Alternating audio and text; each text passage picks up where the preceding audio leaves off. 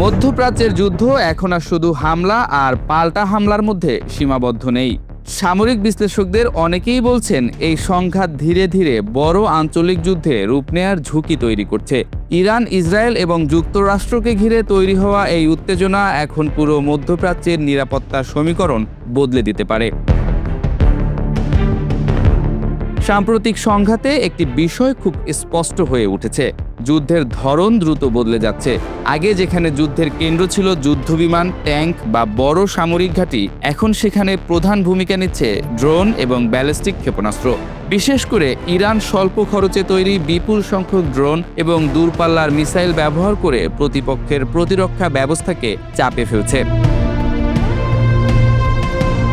বিশ্লেষকদের মতে এটি ইরানের কৌশলগত সুবিধা।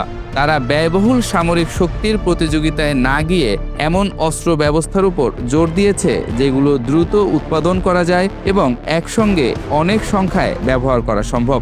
ফলে প্রতিপক্ষের প্রতিরক্ষা ব্যবস্থা যত উন্নতই হোক না কেন, বিপুল সংখ্যক ড্রোন ও মিসাইলের সামনে সেই প্রতিরক্ষা ব্যবস্থা দীর্ঘ সময় ধরে টিকিয়ে রাখা কঠিন হয়ে পড়ে।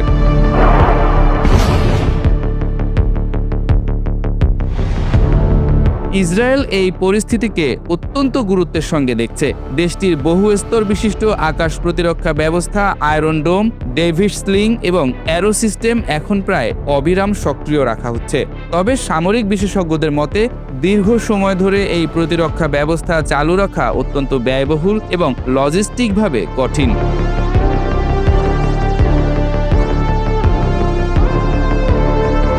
এই সংঘাতের আরেকটি বড় ঝুঁকি হচ্ছে এর সম্ভাব্য বিস্তার। ইতোমধ্যেই মধ্যপ্রাচ্যের বিভিন্ন মার্কিন ঘাঁটি, উপসাগরীয় দেশ এবং গুরুত্বপূর্ণ সামুদ্রিক বাণিজ্য রুটগুলো এই উত্তেজনার প্রভাবের মধ্যে চলে এসেছে। বিশেষ করে হরমুজ প্রণালী অস্থিতিশীল হয়ে পড়লে বিশ্বের জ্বালানি সরবরাহ ব্যবস্থাতেও বড় ধাক্কা লাগতে পারে। বিশ্লেষকরা আরও বলছেন, এই যুদ্ধ শুধু সামরিক শক্তির লড়াই নয়, এটি একই সঙ্গে তথ্যযুদ্ধ এবং মনস্তাত্ত্বিক যুদ্ধও। প্রতিটি হামলার খবর, প্রতিটি ভিডিও এবং প্রতিটি সামরিক ঘোষণা এমনভাবে প্রচার করা হচ্ছে যাতে প্রতিপক্ষের ভেতরে ভয় এবং চাপ তৈরি হয়।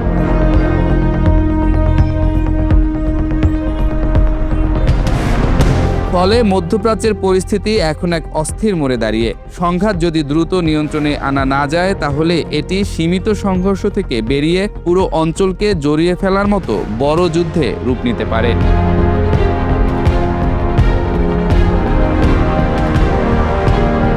এই সংঘাত কি কয়েকটি সামরিক অভিযানের মধ্যেই থেমে যাবে, নাকি মধ্যপ্রাচ্য ধীরে ধীরে এগিয়ে যাচ্ছে এমন এক যুদ্ধের দিকে যার প্রভাব পৌঁছে যাবে পুরো বিশ্বের অর্থনীতি ও নিরাপত্তা ব্যবস্থায়?